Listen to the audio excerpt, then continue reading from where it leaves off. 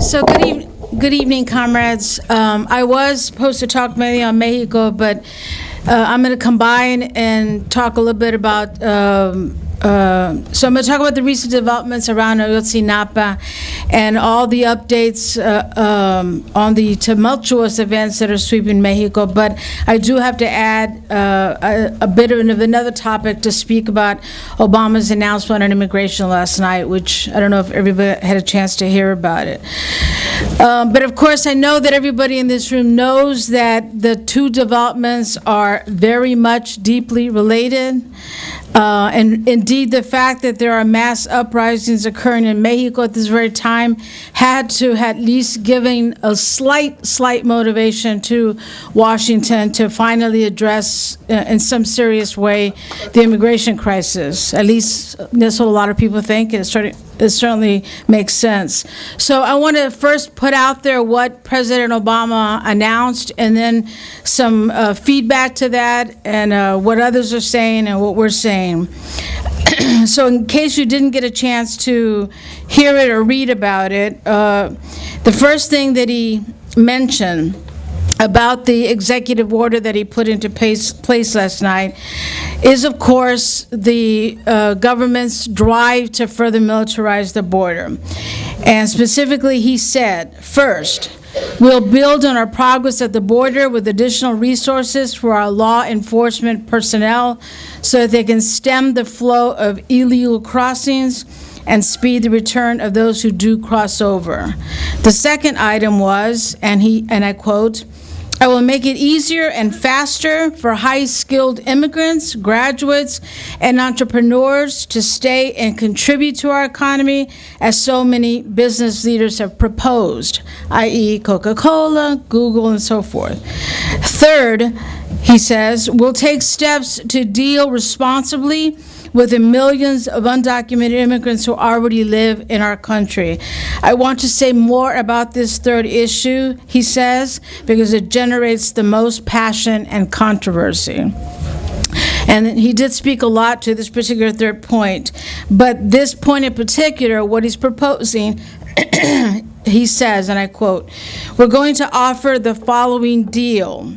If you've been in America for more than 5 years, if you have children who are American citizens or legal residents, if you register, pass a criminal background check, and you're willing to pay your fair share of taxes, you'll be able to apply to stay in this country temporarily without fear of deportation. You can come out of the shadows and get right with the law.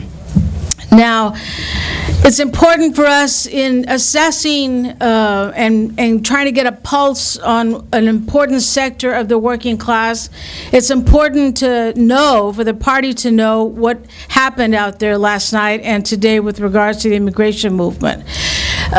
First thing is that I was surprised to hear how many organizations in so many cities around the country held events to watch Obama together. In SEIU, at 18th Street had an event, 1199, all the immigration organizations. This is true around the country. There was viewing events to Drum had an event. There was demonstrations out in front of the White House last night. I don't know if you had a chance to watch them. And it was the first time that I had seen so many U.S. flags at the immigration demo. So obviously that was calculated, you know, to respond to what the president was saying. And for the most part, many of the especially the national day, especially some of the more mainstream, those that the nonprofit world, for the most part, they welcomed it, but welcomed it with a caveat and welcomed it conditionally. And you know, we have to know that many of the masses were very happy. You know, we're crying with joy because about 5 million people are going to be affected by this. About 5 million people feel some reprieve in this very onerous climate. 5 million workers more or less apply. You know, the executive order will apply to them. So that's no small thing. You know, we always want to salute some victories, right? If they are a victory. So, as I said, it's going to. I'm not going to get into a whole lot of what it's actually going to do. I'll probably do that for the paper, but I do want to say, comment on some of the organizations that wrote about this. And I would say that even the more left-leaning organizations that the May 1st Coalition has more of an affinity with than some of the nonprofits all started off their statements by saying, we welcome this news. And that was important because we wanted to show our solidarity with the workers that are being affected by it, and that's important. But everyone said that this is only a step. And it's just a small step because it still leaves millions of others unprotected. And the danger about what he announced last night is that he made it very clear that this was a temporary measure. There's nothing permanent about what he said. And in fact, many of the pundits, and I think even he himself said that another president, the next president, or another Congress could actually undo what he set out. So, while there was a lot of elation, it certainly, is within that caveat, and it's also within the caveat that especially if you listen very carefully to what he was saying about what kind of nation we want to be and, what kind of good folks, the American society is, or the American country. It's sort of like, the most deportations ever in U.S. history have taken place. So it's kind of, it's good that some people are going to be protected, but they already got rid of people who could have applied and who could have met the needs of this recent executive order. So that seemed to be like the elephant in the room, and actually he actually didn't tell the truth, that when he said we don't want to be a nation that deports people, we don't want to be a nation that doesn't welcome immigrants, we were all immigrants once, and that sort of thing. So, it was very hypocritical, but also, it's very interesting that, first of all, the Obama administration and the Democratic Party as a whole, with the Republican Party, are using the Latino working class as some sort of political football to, throw around to meet their needs, and to see how voracious the Republicans were afterwards. First of all, if you were watching CNN, and they pulled out some of the Democrats to speak in favor of what Obama was going to announce, and the CNN was saying that it's so rare when they can get a Democrat and a Republican to speak together in an interview, and this was one of the rare occasions that happened. It was so unfortunate that the Republicans are so pumped, that they're going to school to get the sound bites out, and they're aggressive and they're voracious, and they have these talking points, and they're really good, and they basically out-talked, the little Mexican that was, I shouldn't say little, he was short. He was shorter than the Republican, and you're like, dude, speak up, but that's what the Democratic Party is, they don't defend their own president, much less the interests of the working class, and it's that age-old problem that the movement has to deal with, that it's so easy we understand that both parties are parties of the capitalist class, and we understand that the Democrats, are, like I said last night at the meeting, the Republicans want to cut off the two legs of the working class, and the Democrats plead, that just cut off one of their legs. And the unions and the labor movement and the progressive movement and the anti-war movement, just goes along with it, but it's just one leg, it's better that, it'd be worse if it was two legs. And no, the communists have to fight to have none of the legs of the working class. And we have to also educate the working class that really don't get caught up in this bullshit, because that's what it is. It's just, they're just fighting over the booty of government, they're fighting over the billions of dollars that they administer, and it's all built to steal from the working class. They are not fighting for our interests at all, and that is clear when you really examine this executive order. And it becomes very complicated because you don't want to have, I know there were some events where Obama spoke, and some dreamers, and of course we totally applaud when any activist can disrupt when the government is having some sort of meeting, no matter who it is. But it, you know, the national question applies at all times, and so you got to be careful, right, how you portray it and how you explain this. And unfortunately, some dreamers disrupted when Obama was speaking, and that's great, but the majority of the audience was African American. And so here you have the Latinos shouting against Obama, and the African American community was chanting for Obama, although I have to say they weren't chanting all that enthusiastically.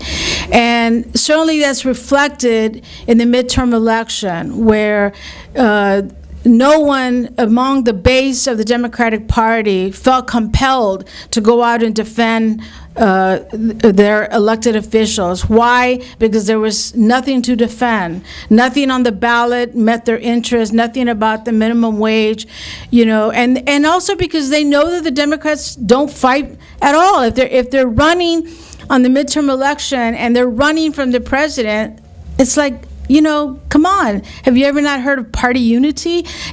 So if they're not even standing with their own elected official, their own representative, how do you expect them, how can you have confidence in them to fight for us? So, you know, we have to constantly struggle against that. Yes, we understand the social base of the Democratic Party is more working class because it has the unions, because it has a progressive movement.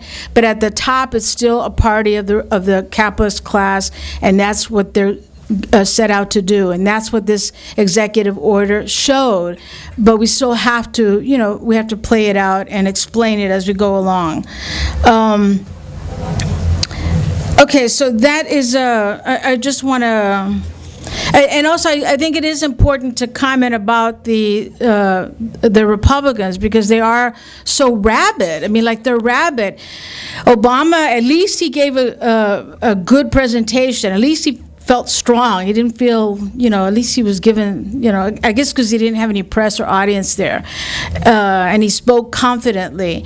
And he made it clear that what he was issuing was not in violation of the Constitution, was what other Democrats and Republicans have done before, like in '86 when Reagan signed an executive order to give legalization for undocumented workers at that time.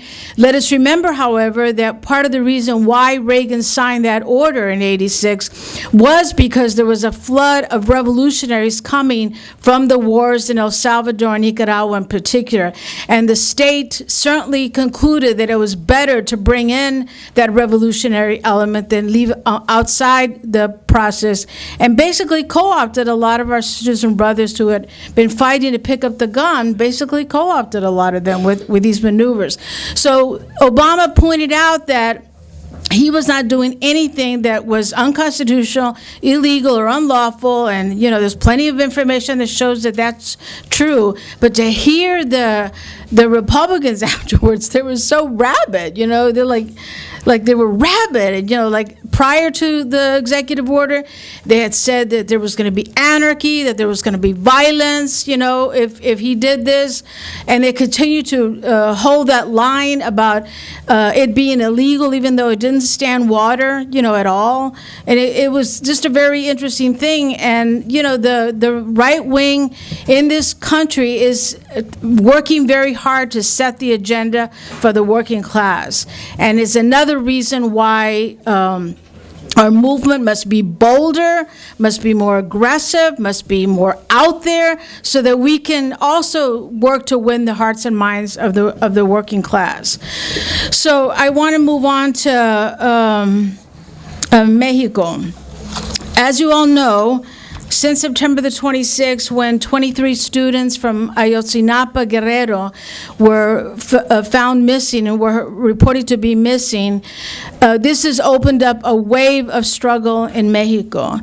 And 43 students are the tip of the iceberg, we know, because at least 100,000 people have been killed since 2009, 2006, since the ruling class in the United States began its so-called war on drugs and has given $3 billion to Mexico since 2006, money that has gone exclusively to repress and exploit and assassinate and arrest the movement and others in the country.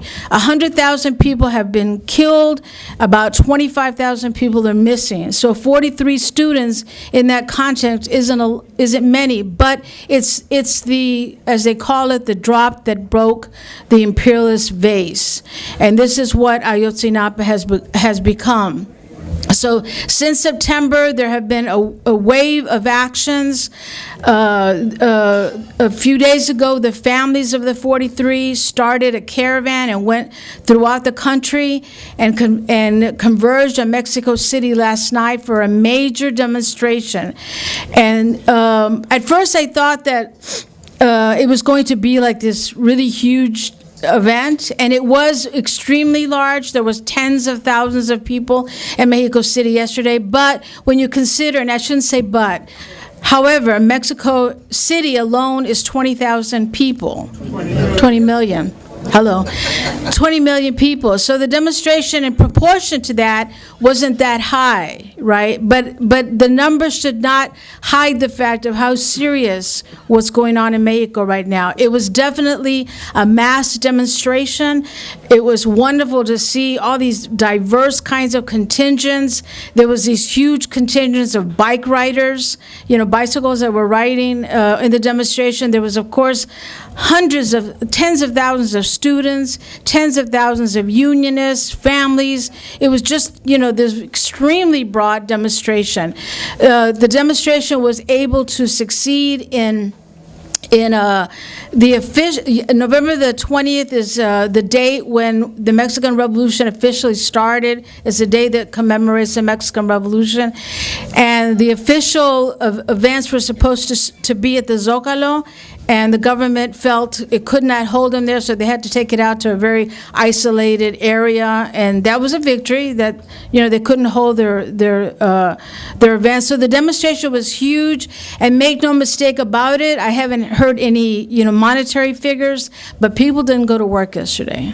People did not go to work yesterday. The demonstrations started early in the day and went on all night. So the schools in the major city, and it wasn't just Mexico City. There was demonstrations not only around the country of Mexico, but really around the world, from Australia, throughout Europe, throughout the United States. And this is very important that. For many years now here in New York alone, and that's just one example of many, the Mexicanos have had many demonstrations in front of the Mexican consulate when somebody got arrested, when a union leader got, beat up, et cetera, et cetera. There's been a lot of demonstrations, and there've been 10, 20 people, and people are happy. The 10, 20 people came out. Last night in New York City, there was about 300 or 400 people who came out. And this is true across the board, across the United States and across the world. There were worldwide actual demonstrations in support of the students at Ayotzinapa.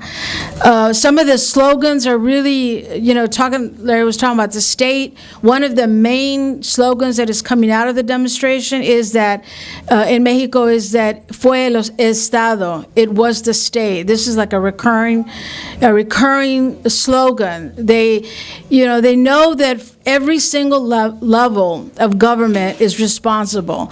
The governor of Guerrero had to resign early on. The mayor and his wife of Ayotzinapa were found to be, even though they're with the so-called more progressive party, the PRD, they were found to be corrupt. They were found to be working with the narco-traficantes, and they were found to order the arrest of these 43 students, because the 43 students were organizing and mobilizing, and the mayor's wife, she really has a name, I shouldn't just call her wife, that's all I know her as. The wife was going to give a speech, and they were afraid that these students were going to disrupt, so they ordered that these students be arrested. So the mayor and this woman are both arrested and are going to be charged, so even though they have culprits, so to speak, the Mexican movement knows this goes all the way to the top. And so one of the main demands is that Peña Nieto, the president of Mexico, resign. And they may get that. They may just get that. We'll see. And so one of the tragedies that's happening is that even in Guerrero, one state, just one state alone, you probably have heard that they report that they found a mass grave, and so they think that these are the 43 students.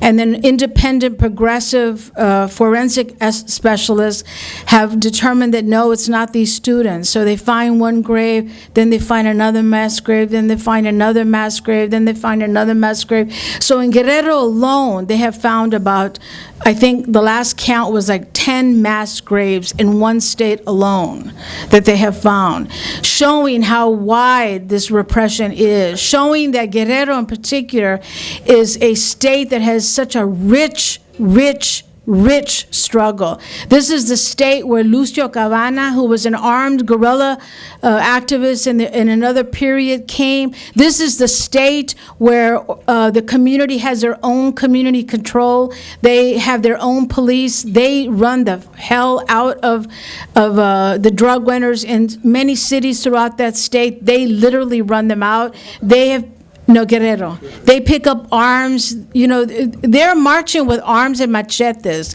in Guerrero. This is a state that is rich with militant and righteous struggle, and it's part of the reason why the repression is so heavy in that state.